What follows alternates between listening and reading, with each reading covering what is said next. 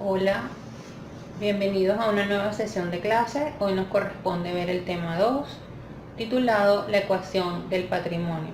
A continuación vamos a revisar la presentación para írselas explicando. Hoy nos corresponde hablar sobre la ecuación del patrimonio. Y lo primero que tenemos que hacer es definir qué es la ecuación. Cuando hablamos de ecuación pensamos inmediatamente en matemática, en donde la ecuación nos trae la idea de elementos que son equivalentes, donde un elemento A es igual a un elemento B, donde se establece una relación de equilibrio. Cuando una empresa se constituye, su dueño o los dueños toman bienes y los aportan a la empresa, y estos bienes son distintos y separados a su propio patrimonio. Ellos pueden aportar bienes como dinero, mobiliario, terrenos, vehículos, maquinaria y cualquier otro derecho, como por ejemplo una póliza de seguro. Estos bienes son aportados a la empresa para su constitución. Entonces vamos a ver cómo representamos estos aportes a través de la ecuación del patrimonio, que se define como una de las teorías básicas y fundamentales sobre las cuales descansa la teoría contable.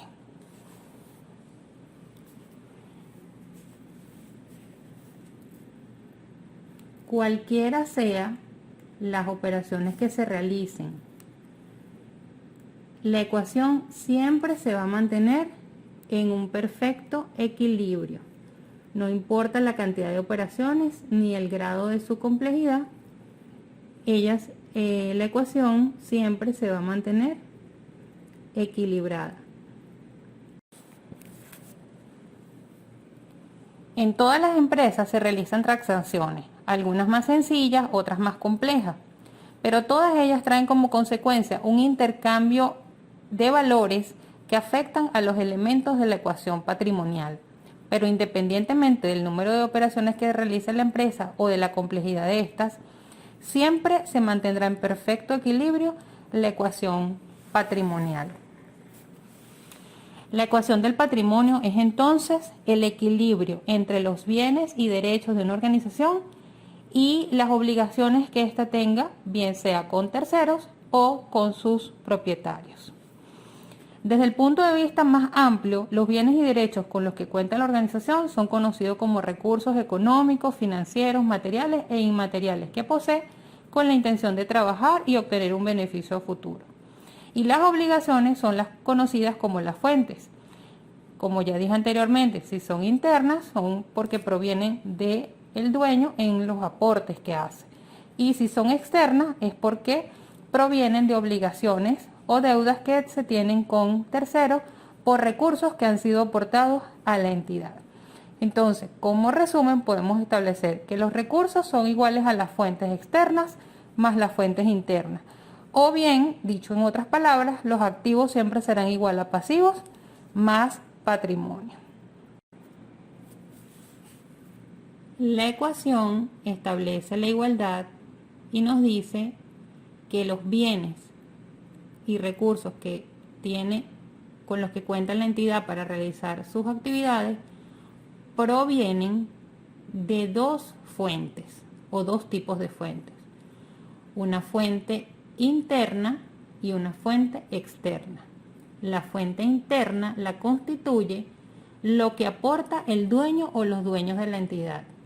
Y la fuente externa son los aportes que se obtienen mediante deudas o obligaciones que se contraen con terceras personas. Entonces ahora vamos a pasar a ver una definición inicial y muy básica de lo que se entiende como recursos, que no son otra cosa sino lo que definimos como activos. Los activos son bienes y derechos con los que cuenta la entidad para poder operar. Como lo mencioné anteriormente, este conjunto de bienes puede estar representado por dinero efectivo, por mobiliario, por mercancía, por el local donde va a funcionar el negocio, por el vehículo, por los equipos, las computadoras, la maquinaria y derechos como facturas por cobrar, letras de cambio por cobrar o beneficios como una póliza de seguro. Entonces, esto es lo que definimos como activo, y los activos son los recursos con los que cuenta la entidad para llevar a cabo su actividad económica. Esto es uno de los lados de la ecuación. El otro lado de la ecuación está representado por los pasivos y por el patrimonio. Fuentes internas, el patrimonio; fuentes externas, los pasivos. ¿Qué son los pasivos? En una definición inicial y básica, los pasivos son obligaciones o deudas que la empresa tiene con terceras personas distintas a su dueño. Por ejemplo, cuando solicita un préstamo a un banco, cuando tiene impuestos que se generan por su actividad económica que pagar, o deudas representadas por facturas o letras de cambio por pagar provenientes de la adquisición de algún activo para la empresa. El patrimonio son las fuentes internas, porque provienen de los aportes o son derivados de los aportes que hace el dueño.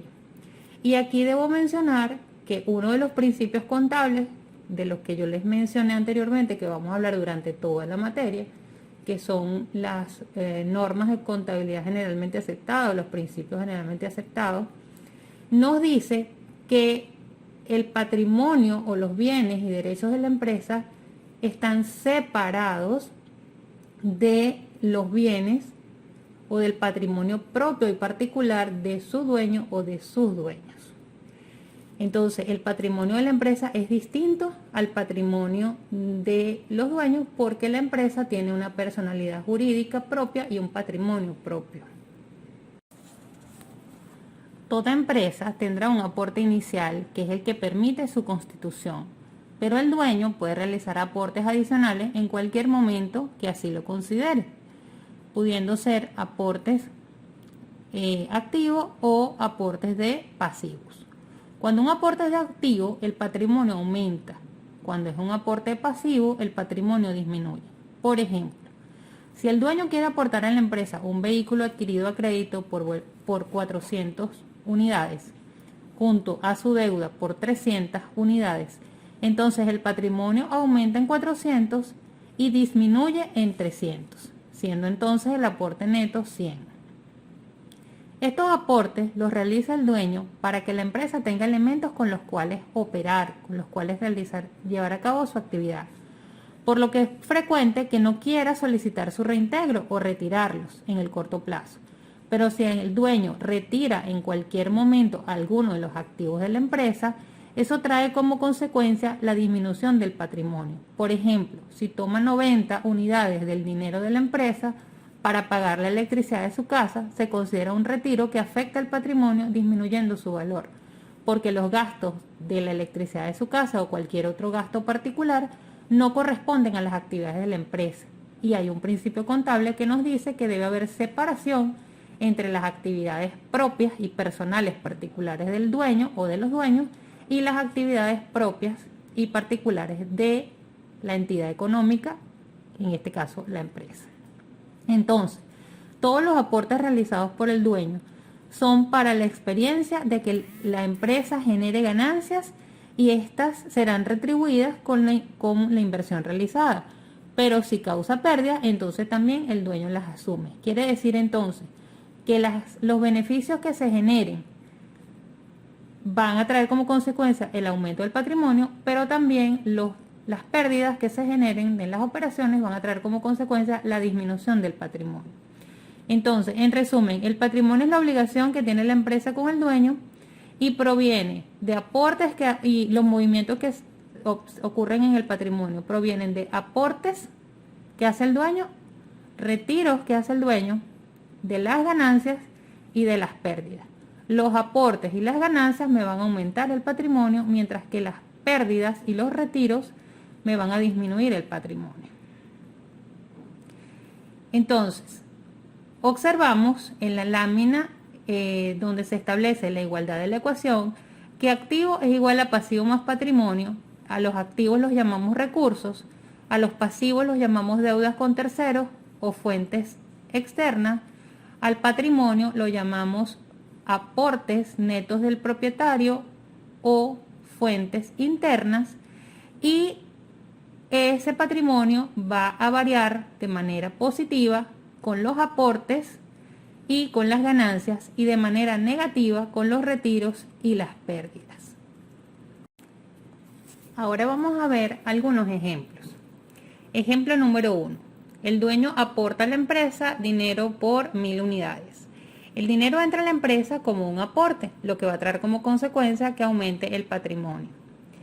Y esta obligación hace que ahora la empresa cuente con un activo de 1000 unidades que le permitirá funcionar.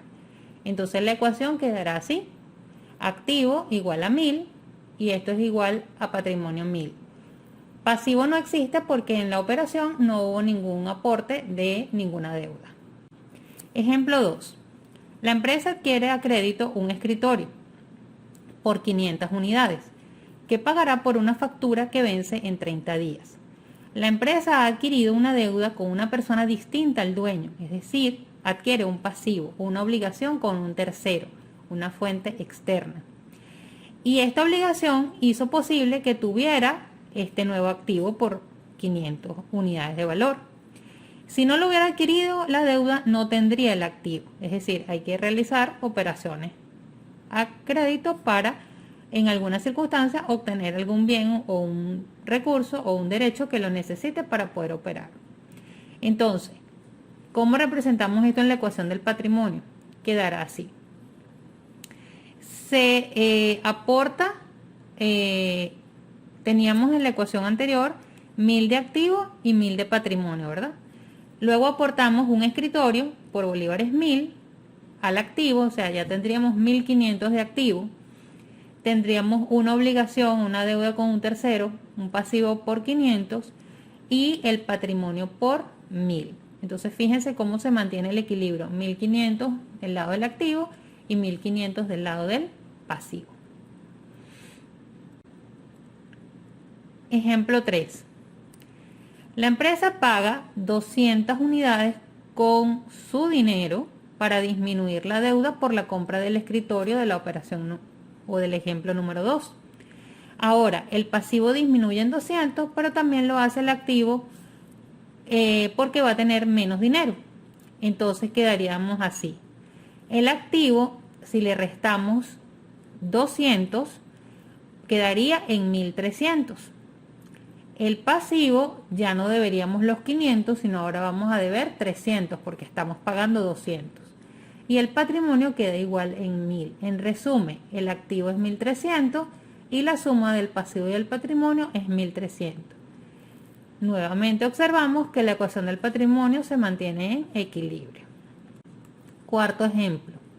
La empresa compra una silla por 100 unidades pagando con su dinero. En este caso el dinero disminuye. Ya teníamos 800, ahora va a pasar a 700. Pero entra un nuevo recurso que es una silla por 100. Entonces el lado del activo se mantiene el equilibrio. Porque si bien disminuye un elemento del activo que es el dinero, me aumenta en esa misma proporción otro elemento del activo que llamaremos silla o mobiliario. Entonces hay un movimiento en el activo donde una partida aumenta y una partida disminuye. El pasivo se mantiene como venía en 300 y el patrimonio se mantiene en 1000. Entonces, en conclusión, tendríamos el activo 1300 es igual a pasivo 300 y patrimonio 1000. Operación o ejemplo 5. Un cliente realiza un pedido de mercancía por 600. Esto es que el cliente manifiesta su intención de comprar. Es decir, solicita un presupuesto, pero aún no hay una operación concreta. ¿Esta operación creen ustedes que afecta al patrimonio? Pues la respuesta es que no, porque esto es una actividad o una operación de tipo administrativo, donde simplemente estamos gestionando o estamos dándole respuesta a una solicitud del cliente. Cuando el hecho o la compra se concreta, ¿verdad? Que está se hace la salida del inventario de los bienes y se cobra el dinero por la venta que se hizo, entonces esto ya representa un hecho ocurrido y es lo que la contabilidad registra. La contabilidad registra hechos ocurridos, no registra hechos posibles o probables que no hayan ocurrido. La contabilidad se soporta en hechos ya ocurridos y que tengan una documentación y una evidencia de la transacción. Entonces, cuando tenemos transacciones o operaciones de tipo administrativo, no necesariamente generan registros contables. Repito, los registros contables se suceden cuando la operación ya ha ocurrido, se ha materializado.